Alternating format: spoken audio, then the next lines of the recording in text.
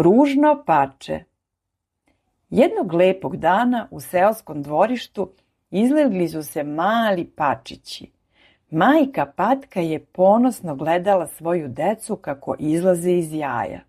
Sva su bila žuta i lepa, osim jednog, koje je bilo veće, sivo i drugačije. Dok su drugi pačići veselo plivali i igrali se, ovo pače je bilo nespretno i sporo. Ostale životinje u dvorištu su ga ismevale i zvale ga ružno pače. Čak su ga i braća i sestre odbacivali. Tužno i usamljeno, pače je odlučilo da ode iz dvorišta. Lutalo je kroz šumu i močvare, susrećući različite životinje, ali nikoga nije prihvatao. U šumi je srelo divlje patke i guske, ali su i one govorile da je ružno i neobično.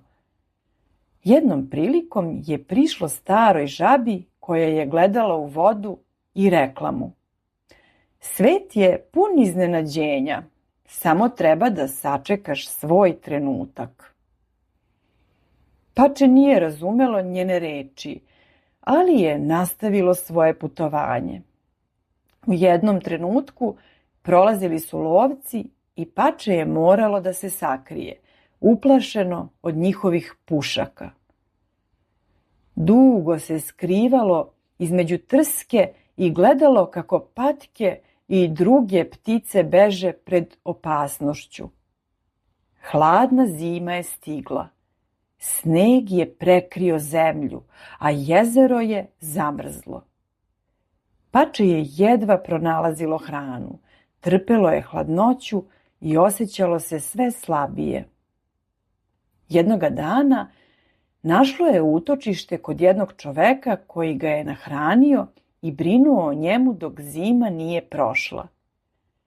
Iako je bilo zahvalno, nije se osjećalo kao da pripada tamo. Ponekad je gledalo kroz prozor i sanjarilo o velikom plavom jezeru i sunčanom nebu.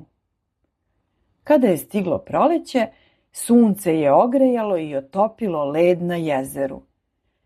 Pače je pobeglo iz kuće i otišlo do vode.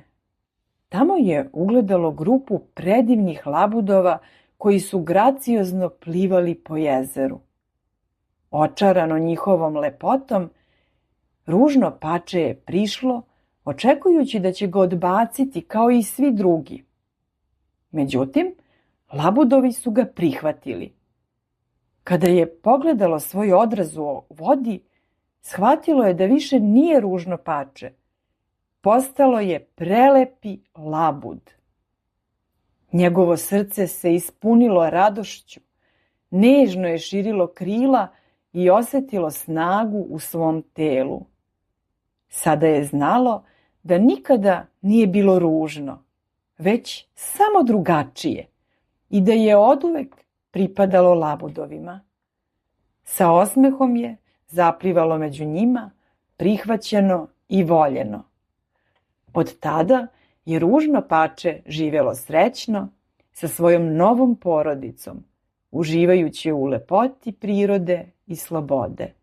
Svaki put kada bi pogledalo u nebo ili vodu, setilo bi se svog dugog putovanja i svih iskušenja koje je moralo da savlada, znajući da je sve vredelo. Čiča Miča i gotova priča.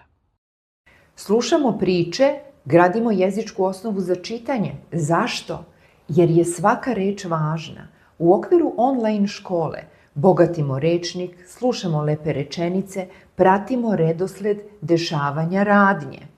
Ukoliko želite da vaše dete lako i sistematski vođeno nauči da čita, priključite se online školi Čitaj za 5.